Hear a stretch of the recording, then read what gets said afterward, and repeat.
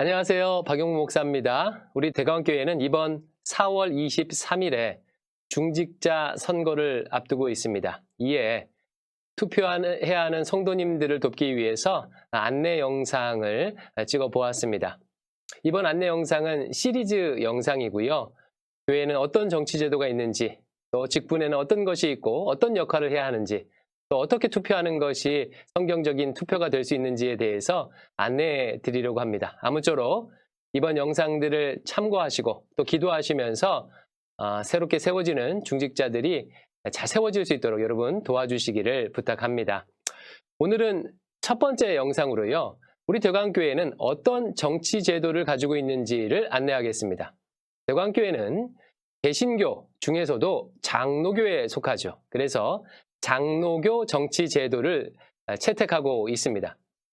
기독교는 크게 세 가지 종파로 구성되어 있어요. 첫 번째는 우리가 천주교라고 부르는 가톨릭, 그리고 그리스 정교회, 러시아 정교회, 정교회라고 부르는 정교회가 있고, 또 우리가 속한 개신교가 있습니다. 이게 이제 종파라고 해요. 세 가지 종파가 있고 우리는 개신교에 속하는데, 이 개신교 안에는 여러 가지 교파가 있습니다. 지역에 따라서, 교리에 따라서 교파가 조금씩 다르죠. 대표적인 개신교 교파에는 우리가 속한 장로교, 그리고 루터교, 감리교, 성결교, 침례교, 성공회 이런 것들이 등등이 있습니다.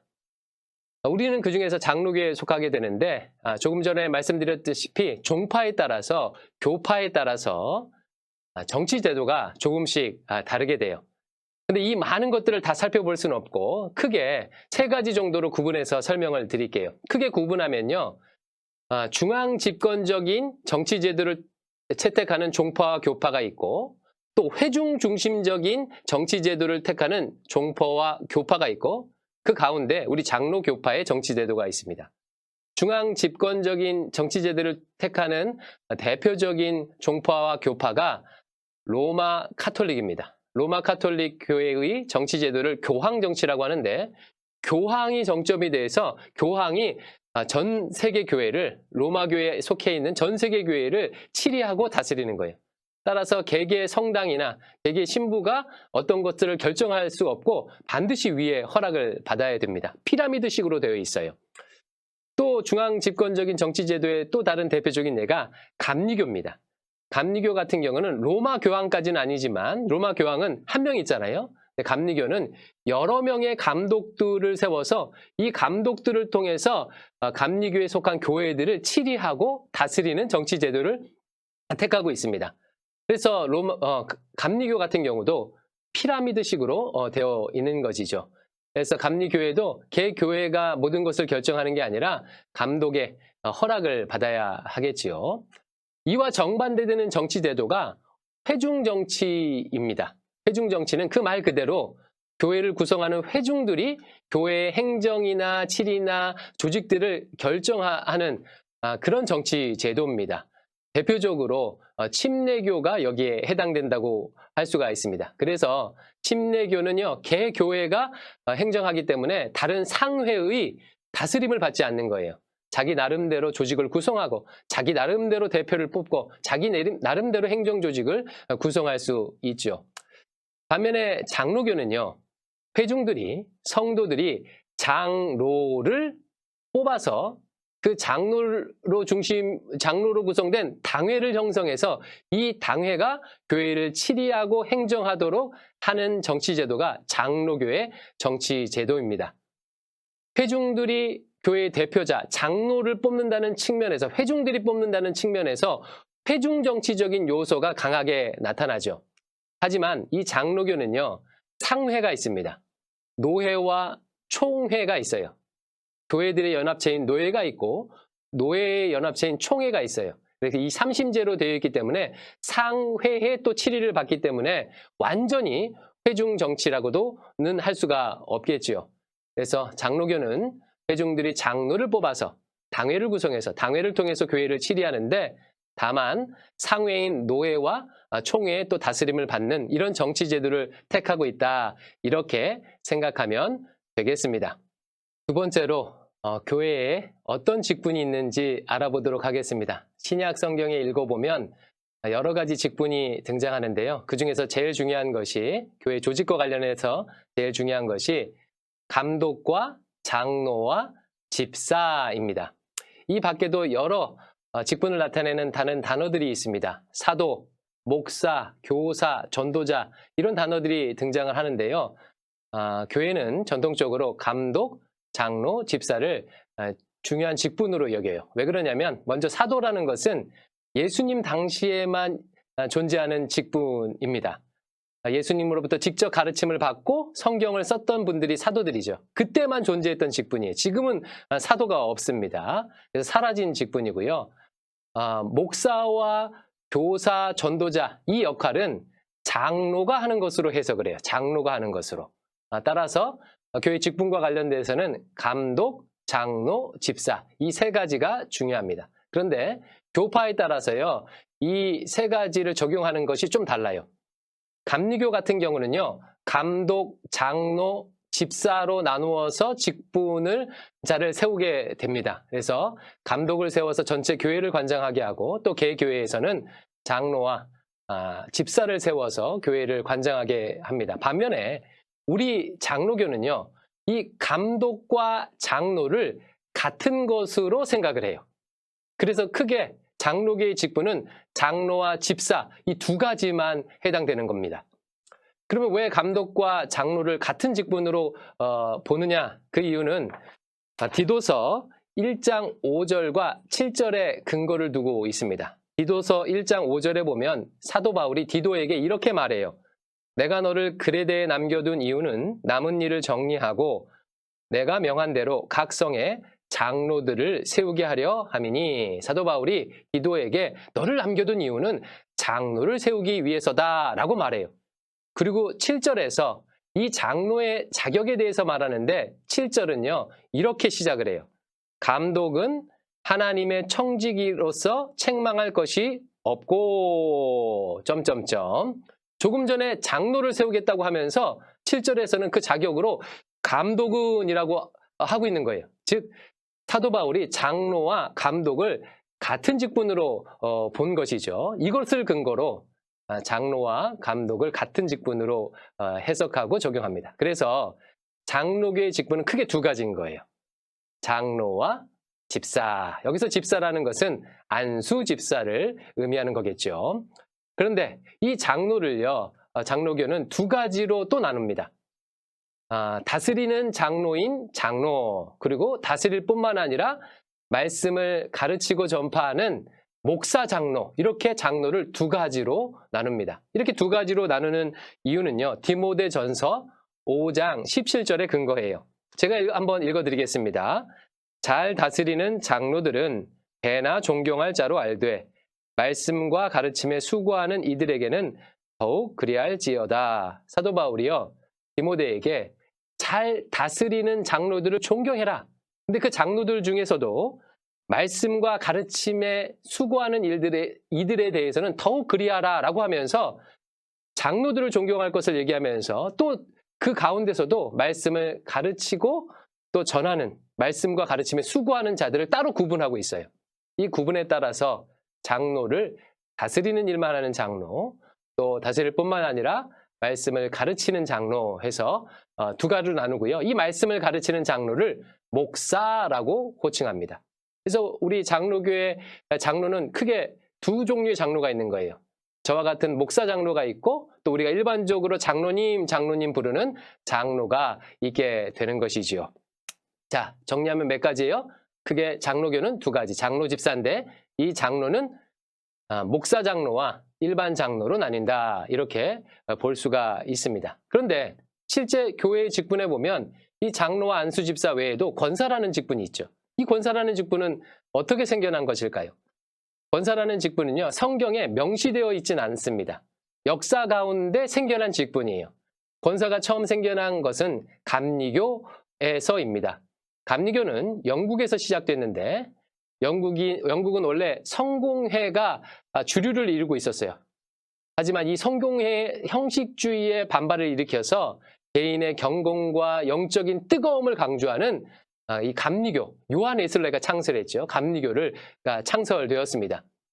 이로 인해서 많은 사람들이 감리교로 막 몰려드는 거예요. 감리교회로. 그러다 보니까 교회에서 이 몰려드는 사람들을 다 돌보고 양육하고 섬기기가 어려운 거예요. 그래서 이들을 함께 감당할 권사라는 사람들을 따로 세우게 되었어요. 권사라는 직분은요, 용어적으로는 로마서 12장 8절에 근거해요. 로마서 12장 8절에 보면 혹 위로하는 자면 위로하는 일로라고 하고 있거든요. 그래서 권사의 근거는 이 위로하는 자입니다. 권면하는 자, 위로하는 자가 권사예요. 근데 감리교는요, 이 권사를요, 여자만 세운 게 아니라 남자까지 세웠어요. 남자 권사, 여자 권사를 세워서 밀려오는 성도들을 함께 돌보고 섬길 수 있도록 하면서 시작이 되었어요. 우리 한국 교회에는 이 권사라는 제도가 감리교 선교사님들이 들어오면서 자연스럽게 들어오게 됐습니다. 한국 감리교는 미국 연합 감리교 선교사님들이 들어와서 세웠거든요. 자연스럽게 그래서 권사라는 직분이 한국 교회에 알려졌어요. 하지만 시간이 지나고 미국 연합 감리교회는 1938년도에 이 권사 제도를 폐지했습니다. 왜냐하면 더 이상 필요가 없으니까, 이미 있는 직분으로 충분하니까 폐지했어요. 그러나 한국 감리교회는 계속해서 이 권사 제도가 유지되어 오고 지금까지도 유지되고 있습니다. 그래서 감리교회 가면요, 남자 권사님이 있어요. 예. 그러면 장로교는 어떻게 권사가 생기게 되었는가? 장로교는요, 이 감리교회 권사 제도를 본받아서 1955년에 이 권사 제도를 교단에 도입을 하게 됩니다. 도입한 이유는 두 가지예요. 첫 번째는요, 한국 장로교회는 많은 여성 신도들이 다 오지 않습니까? 근데 이 많은 여성 신도들을 적극적으로 돌보고 섬기는 게 어려웠던 거예요. 그래서 여성 신도들을 잘 양육하고 돌볼 수 있도록 여성 권사 제도를 도입했습니다. 그리고 두 번째로는요, 한국 장로교회는 지금은 좀 바뀌었지만 과거에는 거의 대부분의 장로교단들이 여성에게는 목사 안수를 주지 않고, 즉 장로를 세우지 않았어요. 안수를 하지 않았습니다. 이러다 보니까 여성 리더십을 세울 필요가 있고, 여성 리더십을 세우기 위해서 권사라는 직분을 통해서 여성 리더십을 세웠습니다. 즉 많은 여성들을 돌보기 위해서, 그리고 두 번째로 여성 리더십을 세우기 위해서 권사라는 직분이 들어왔습니다. 이 밖에도 우리 교회 직분 중에 서리 집사나 권찰이라는 직분도 있죠. 이 서리 집사는요, 1년 임기예요. 교회의 필요에 따라서 1년 동안 집사의 역할을 감당할 수 있는 사람을 세울 수 있도록 했어요. 그것이 바로 서리 집사고요. 이 권찰 직분도요, 1년짜리입니다. 1년 직분이고, 권찰은 원래 남녀 다 세울 수가 있었습니다. 그래서 이 권찰을 세우는 이유는 신방하는 일을 담당하고 새신자들을 양육하기 위해서 권찰이라는 직분을 또 따로 임시직으로 세웠습니다.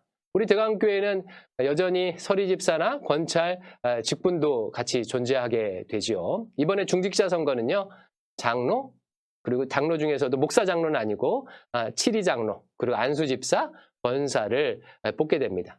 이 중에 장로와 안수 집사는요, 항존직이에요. 항존직이란 얘기는 교회가 존재하느냐 한 항상 존재하는 직분을 가리켜요.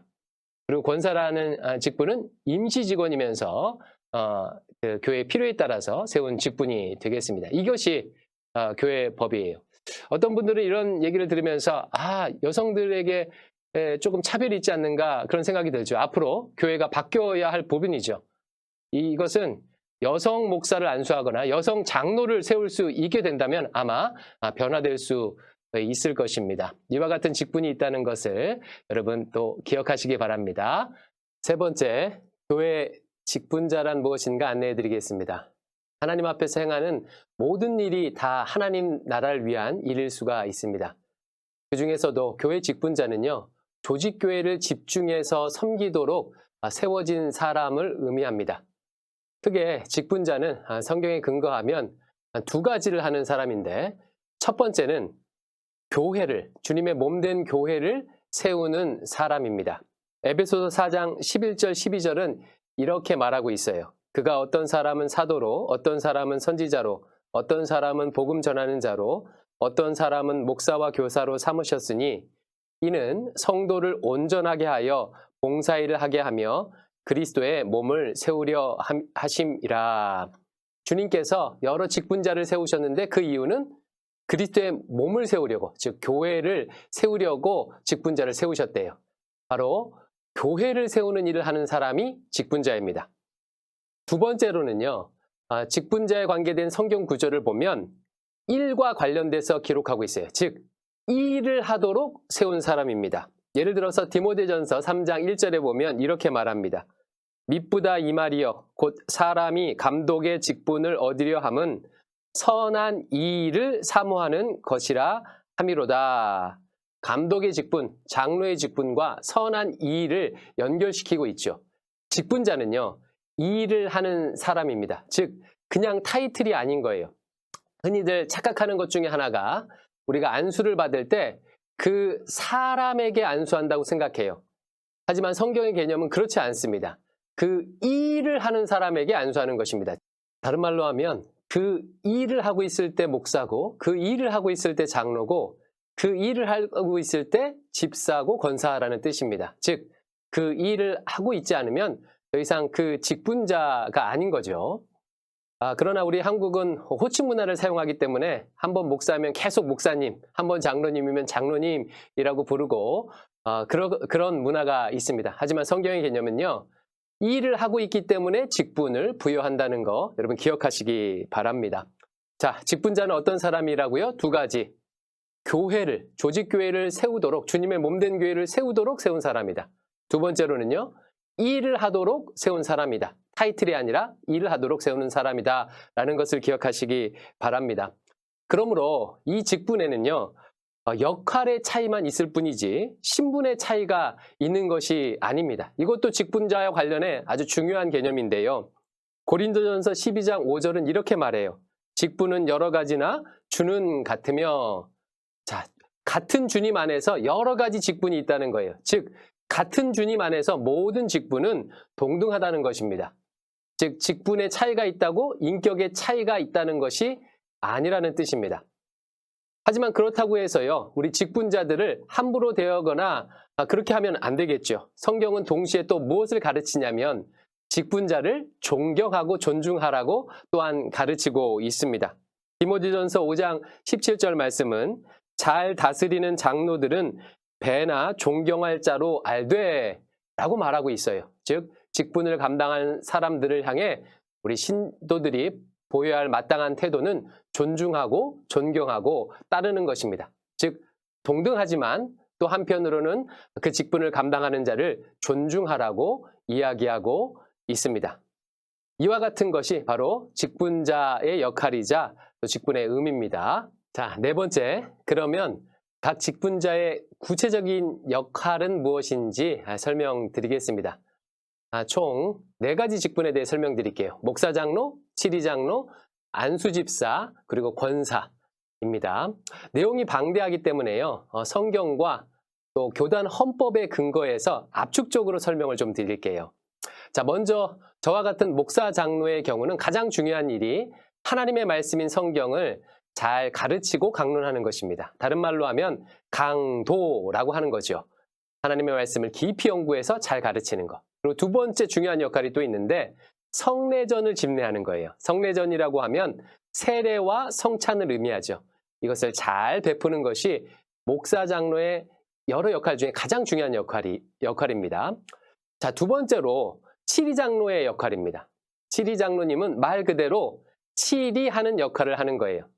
여기서 치리라는 단어가 무엇을 의미하는지를 알아야 되겠죠. 치리라는 단어는요, 교회의 행정과 또 권징을 담당하고 또 교회의 부패를 방지하고 또 교인들을 신방하고 위로하고 또 기도하는 것까지 포함돼요. 그러니까 굉장히 광범위한 의미지요. 그러니까 교회 치리장로가 되면 이와 같은 일들을 하셔야 합니다. 그리고 세 번째로 안수집사님의 역할. 안수집사님도 여러 가지 역할이 있지만 가장 중요하게 해야 할 것은요, 가난한 자를 구제하고 환난당한 자를 돕는 것입니다. 그리고 이 일을 하기 위해서 재정의 지출과 수납을 관리하는 일이에요. 이것을 잘 해야 하는 것이 안수집사의 역할입니다. 마지막 네 번째로 권사의 역할은 무엇인가? 권사는요, 병자나 환난당한 자를 돕고 섬기고 권면하는 일을 하는 것이 가장 중요한 역할입니다. 또 믿음이 연약한 자를 잘 세우는 것도 권사의 중요한 역할입니다. 여러분 여기까지 보시니까 독특한 특징이 있지요. 첫 번째는 말씀 중심으로 돌보고 섬기는 것. 두 번째로는요, 특별히 여러 사람들을 섬기지만 힘없고 약한 사람들, 환난당한 자를 돕는 것이 굉장히 강조되어 있음을 알 수가 있습니다. 이런 역할을 감당하는 분들이 직분자들입니다. 다섯 번째, 그렇다면 각 직분자의 자격 요건은 무엇인지 안내해 드리도록 하겠습니다. 각 직분자의 자격 요건은요, 크게 세 가지 차원에서 볼 수가 있어요. 첫 번째는 성경에서 말하는 자격 요건, 그리고 두 번째로는 교단 헌법에서 말하는 자격 요건, 그리고 세 번째로는 우리 대광교회에서 또 규정하고 있는 자격 요건, 이렇게 살펴볼 수가 있습니다. 먼저 성경에서 말하는 자격 요건은요, 네 가지 직분 모두가 다 동일합니다. 이 성경에서는요, 교회의 직분을 맡기 위해서는 크게 세 가지 자격 요건을 충족해야 된다고 가르쳐주고 있어요. 첫 번째는 검증된 사람이어야 한다는 것입니다. 디모데전서 3장 10절은 이렇게 말해요. 이에 이 사람을 먼저 시험하여 보고 그 후에 책망할 것이 없으면 집사의 직분을 맡게 할 것이요. 그러니까 먼저 책망할 것이 있는지 없는지 시험하여 보고, 즉 검증된 사람을 세우라고 합니다. 그러니까 당연히 초신자를 세워서는 안 되고, 또 교회에 들어온 지 얼마 안 된 사람을 직분자로 세워서는 안 되겠지요. 윤리적으로, 도덕적으로, 인격적으로, 신앙적으로 검증된 사람을 세우는 거예요. 두 번째로는요, 가정에서 본이 되는 사람을 세우라고 말합니다. 그리고 세 번째로는 외인, 바깥 사람들로부터도 본이 되는 사람을 세우래요. 그러니까 굉장히 이것도 아주 중요한 기준으로 말하고 있습니다.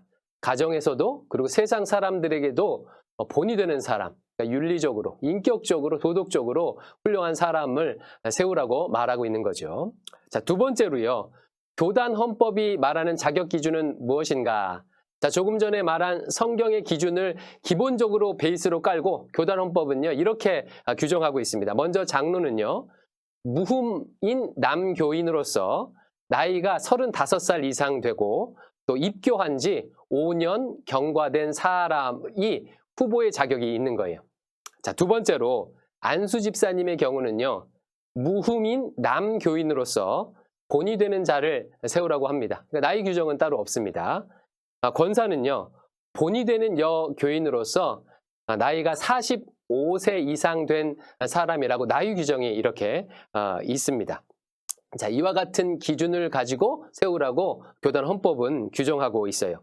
그리고 마지막으로요, 대광교회 자체적으로 정하는 기준이 있습니다. 대광교회는요, 크게 5가지를 가지고 후보 자격 기준을 두고 있어요. 첫 번째는요, 11조 등 헌금 생활. 그리고 두 번째는 주일 성수를 잘하는가. 세 번째로는 봉사 이력, 1인 1봉사 이상 했는가를 보고, 네 번째로는 전도를 하는가, 특별히 태신자 작정을 하는 것을 기준으로 두고 있습니다. 그리고 다섯 번째는 제자 훈련을 받았는가. 장로와 안수 집사님의 경우는 사육훈련까지, 또 권사님은 제자 훈련 이상을 받도록 규정하고 있습니다. 대광교회는 5년에 한 번씩 중직자 선거를 하도록 규정하고 있기 때문에 선거가 있는 해당 연도부터 기준으로 그 이전 5년의 기록을 토대로 이렇게 후보 자격을 부여하고 있습니다. 또한 예외 규정도 있습니다. 예를 들어서 제자훈련 같은 경우 정기적인 신학교육을 받은 사람은 소명에 의해서 인정하도록 하고 있고요. 또 지난 코로나19로 인해서 우리가 오후 예배나 또 태신자 작전 같은 걸 못했잖아요. 이런 것들을 반영해서 또 세울 수 있도록 예외 규정도 있다는 사실도 기억하시기 바랍니다. 자, 중직자의 자격 기준, 성경적 기준, 그리고 교단 헌법에서 규정하는 기준, 그리고 대광교회 규정에서 규정하는 이 기준, 이 세 가지 자격 요건을 다 갖춘 사람이 중직자가 될 수 있습니다. 여섯 번째, 그럼 구체적으로 장로, 안수집사 권사의 선출 방법은 무엇인지 안내해 드리겠습니다. 총 3가지 단계로 안내해 드릴 텐데요. 성경의 사례, 그리고 교단 헌법의 기준, 세 번째, 대광교회의 기준을 중심으로 살펴보겠습니다. 먼저 성경의 사례입니다. 신약 성경에서 교회가 직분자를 선출하는 대표적인 방법은 제비를 뽑는 것입니다. 예수님이 12제자 중 유다의 공석을 자리를 메꿀 때 이 제비 뽑기 방식을 사용했습니다. 자격이 있는 후보 여러 명 가운데서 한 사람을 제비 뽑아 마띠아를 세웠지요. 그래서 우리 교단에서도요, 제비 뽑기 방식을 도입합니다. 합동 측 교단에서는 총회장을 세울 때 여러 자격 있는 후보 중에서 제비 뽑는 방식으로 세우기도 합니다. 그러나 이것은요, 꼭 제비를 뽑아야 된다라는 의미는 아닙니다. 성경이 말하는 자격 기준을 갖추고 있다면 다양한 형태로 선교할 수가 있겠죠. 두 번째로요, 교단의 기준을 살펴보도록 하겠습니다. 우리 교단, 먼저 교파는 장로교파죠. 장로교파의 선출 방법의 특징은 회중이 직접 장로나 안수집사, 권사 등 리더를 뽑는 거예요. 회중이 뽑는 것입니다. 그래서 교단 헌법은요, 이렇게 되어 있어요. 장로, 권사, 집사 모두 공동의회를 통해서 공동의회 참석자 중에서 3분의 2 득표를 받는 사람을 장로, 집사, 권사로 세우게 되어 있습니다. 투표 방식을 통해서 선출하는데 투표 방식은 거수, 공개 투표를 할 수도 있고요. 비밀 투표를 할 수도 있습니다. 그것은 각자 교회 사정에 맞게 하도록 되어 있습니다. 교단 헌법의 기준은요, 공동의회를 통해서 3분의 2 득표 받는 사람을 세우도록 하는 것. 이것이 가장 기본적인 기준입니다. 따라서 투표할 수 있는 자격은 누가 갖겠어요? 공동의회에 참여할 수 있는 사람입니다. 공동의회에 참여할 수 있는 사람은요, 교단 헌법에서는 무흠 입교인이라고 합니다. 그래서 무흠 입교인이 참여해서 3분의 2 이상 득표받는 사람을 세우도록 합니다. 그런데 장로, 안수집사, 권사 중에서 장로는 한 가지 절차가 더 필요해요. 장로는요, 노회의 허락을 받아야 합니다. 그래서 장로 선거하기 전에 노회에 우리 교회는 몇 명 장로를 세울 것입니다. 허락해 주세요 라고 해서 먼저 몇 명 세울지도 허락받아야 하고, 투표돼서 장로가 되게 되면 그 장로님은 노회에서 장로 고시도 보고 노회를 통해서 최종적으로 허락을 받고 이제 장로로 세워지게 되어 있습니다. 왜 이렇게 장로는 까다로울까요? 장로교이기 때문에 그래요. 이 장로님, 이 목사 장로가 아닌 치리 장로의 경우도 노회에 참석할 수 있고 총회에 참석할 수 있는 자격이 있기 때문에 장로는 이렇게 까다롭게 노회의 허락을 받게 되는 것입니다. 이것이 바로 장로를 세우는 교단의 기준이에요. 마지막 세 번째로 대강교회는 어떤 기준을 가지고 있는가? 기본적으로는 조금 전 말씀드렸던 교단 헌법의 기준을 따르고요. 거기에 추가적인 항목이 있습니다. 먼저 투표 자격에 있어서 무흠 입교인일 뿐만 아니라 지난 6개월 동안 교회에 참석을 했어야 돼요. 미출석자는 제외하는 규정을 가지고 있고요. 또 공동회의를 여는 방식이 조금 다른데 공동회의를 한 날, 한 시, 한 장소에서 열고 이렇게 공동회의를 하는 것이 아니라 대강교회는요. 투표 행위 자체를 공동의회로 보고 있기 때문에 투표하는 날 그날 전부를 공동의회로 규정하고 있고, 더 나아가서 부재자 투표를 할 수 있도록 하기 때문에 부재자 투표하는 그 과정 자체, 투표 자체를, 행위 자체를 공동의회로 또 규정하고 있습니다. 왜 이렇게 할까요? 그만큼 많은 사람들이 투표에 참석할 수 있도록 하기 위해서죠. 그래서 장로교의 정치 원리의 기본, 회중들이 리더를 뽑는다라는 기본 헌법의 원리를 충실히 따르기 위해서입니다. 여러분, 3분의 2 이상의 찬성이라는 교단의 기준은요, 매우 높은 기준입니다. 우리나라의 국회에서도 3분의 2 이상 찬성해야 되는, 통과되는 일들은요, 헌법 수정이나 탄핵 같은 매우 중요한 일 아니겠습니까? 그만큼 중직자의 직무가 매우 중요하다는 뜻이겠지요. 매우 중요한 신임이 필요하다는 뜻입니다. 이것을 기억하시면서 신중하게 기도하시고 투표해 주시기 바랍니다. 7번째, 2023년 대강교회 중직자 선거 구체적인 투표 방법을 안내해 드리겠습니다. 투표 방법은요, 교단 헌법이 정한 기준 하에서 우리 실정에 맞게 당회 승인을 통해 선거관리위원회가 맡아서 진행합니다. 먼저는 투표 자격 기준이에요. 교단 헌법은 공동의회 참석자를 기준으로 하고 있죠. 우리도 마찬가지입니다. 등록 세례교인이 그 대상이에요. 따라서 장년부부터 또 청소년들까지 세례받거나 입교받은 사람들이 투표할 수가 있습니다. 단 지난 6개월 동안 주일 예배 미출석자는 투표 대상에서 제외합니다. 두 번째, 프로필과 투표용지 배부예요. 투표 자격자에게는 후보자 프로필과 투표용지가 3월 26일부터 4월 16일까지 배부가 됩니다. 주의사항이 하나 있어요. 투표 당일에는 투표용지가 배부되지 않는다는 거예요. 그 전주인 4월 16일 날까지 꼭 모두가 투표용지를 수령하셔야 합니다. 그래서 일반 사회하고는 좀 다른 점이 이 점이죠. 일반 사회에서는 현장에 나와서 투표용지를 그때 받고 투표를 하는데 교회는 다릅니다. 우리 대광교회는 달라요. 4월 16일까지 투표용지를 미리 받는다는 점 꼭 기억하시기 바랍니다. 세 번째, 투표일시는요. 4월 23일 주일 오전 7시부터 오후 3시까지예요. 장소는 대광교회 1층 주차장입니다. 여기서 주의할 점은요. 미리 받은 투표용지에 미리 기표를 해서 오는 것입니다. 미리 나눠드린 이유는 미리 기표해서 오라는 거예요. 왜냐하면 투표할 대상자가 많기 때문입니다. 그리고 본인이 직접 현장에 오셔서 투표함에 넣으셔야 돼요. 대리 투표는 불가능합니다. 안 됩니다. 그리고 투표할 때는 꼭 0표를 하셔야 돼요. B표나 X표가 아니라 0표로 동그라미로 이렇게 표시해 주셔야 합니다. 또 한 가지 기억할 것은요. 투표 당일에 오실 수 없는 분들을 위해서 부재자 투표를 할 수 있다는 거예요. 4월 18일 화요일부터 22일 토요일까지 오전 10시부터 오후 6시까지 직접 교회에 와서 교육자실에서 미리 투표할 수가 있습니다. 이때도 대리 투표는 안 돼요. 본인이 직접 오셔서 투표함에 넣어주셔야 한다는 거 기억해 주시기 바랍니다. 이제 마지막으로 네 번째로 또 기억해 주셔야 할 것이요. 투표할 수 있는 인원 숫자예요. 장로 후보자의 경우는 5명까지 기표할 수가 있습니다. 그리고 안수 집사와 권사님은요. 최대 모든 후보자에게 전부 다 기표할 수가 있다는 것을 기억해 주시기 바랍니다. 자, 한 명만 하는 게 아니에요. 장로 후보자는 5명까지 그리고 나머지 후보자는 전부 기표할 수 있다는 것을 기억해 주시기 바랍니다.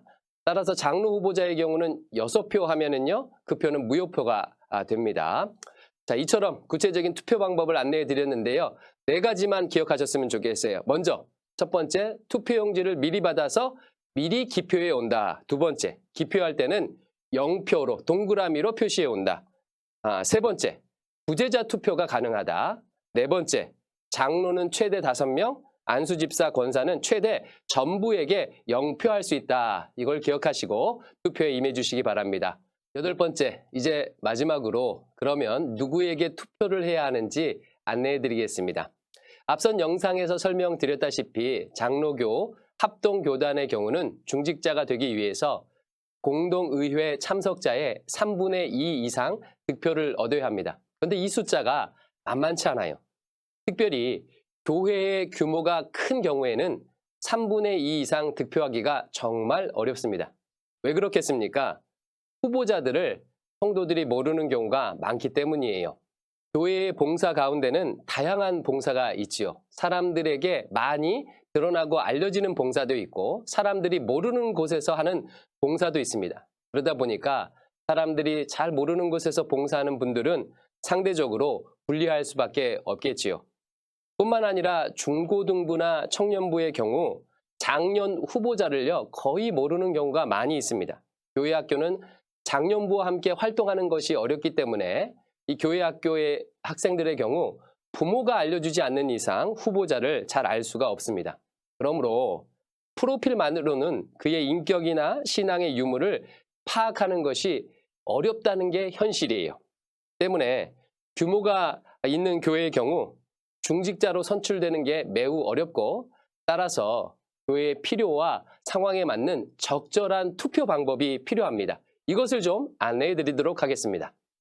여기서부터는 목회자로서 제 사견입니다. 이번 2023년도 중직자 선거에서는 4가지 사실을 염두에 두고 투표를 하면 교회에 많은 도움이 될 것 같습니다. 첫 번째로는요. 이번 중직자 선거는요. 일꾼이 부족해서 선거를 앞당겨서 개최한다는 점을 기억하시고 투표했으면 좋겠습니다. 원래 대강교회는 5년에 한 번 선거하도록 규정하고 있는데 이번에는요, 앞당겨서 선거를 합니다. 그 이유는요, 일꾼이 부족하기 때문이에요. 지난번 선거에서 장로님이 5분 세워졌어야 하는데 한 분밖에 세워지지 않았거든요. 따라서 교회 규모에 비해서 장로님 숫자가 턱없이 부족합니다. 안수 집사와 권사님도 마찬가지입니다.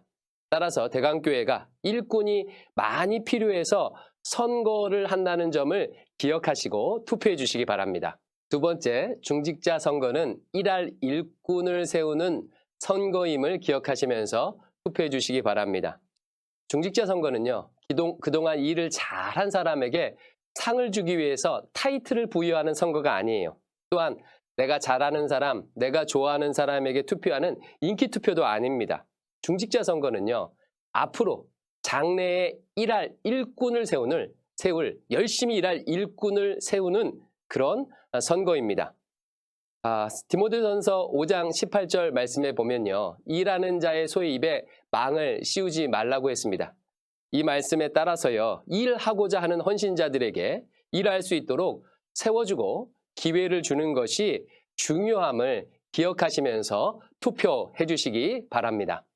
세 번째, 누구를 찍어야 할지 잘 모르겠다면 교회를 신뢰함으로 투표해 주시기 바랍니다.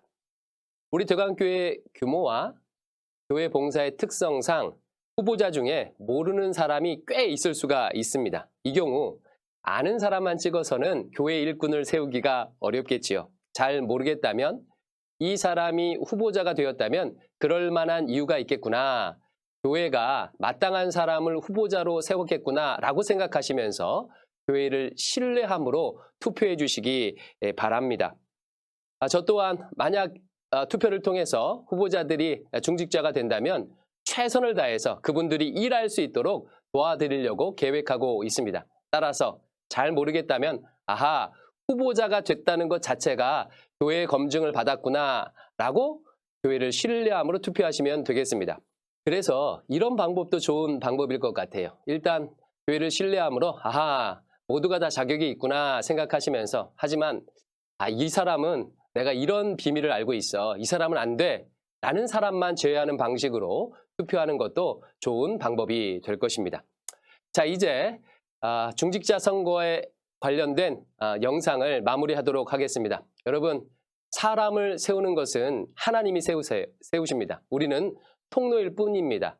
따라서 마지막으로 제일 중요한 자세는요, 기도하는 거예요. 누가복음에 보면 예수님께서 12제자를 세우시기 전에 밤이 새도록 기도하시고 사람을 세우셨대요. 또 마태복음에도요, 추수할 일꾼을 위해서 주인에게 청하여 기도하라고 교훈하고 있습니다. 결국 우리가 처음부터 끝까지 기도하면서 일꾼을 세워야 합니다. 하나님, 대강교회에 필요한 일꾼을 세워주시옵소서 라고 기도하시면서 성령의 인도하심을 받고 겸손하게 우리 대강교회 일꾼을 세우시는 우리 성도들 되시기를 주의 이름으로 축원합니다. 여러분, 알고 기도하고 투표합시다.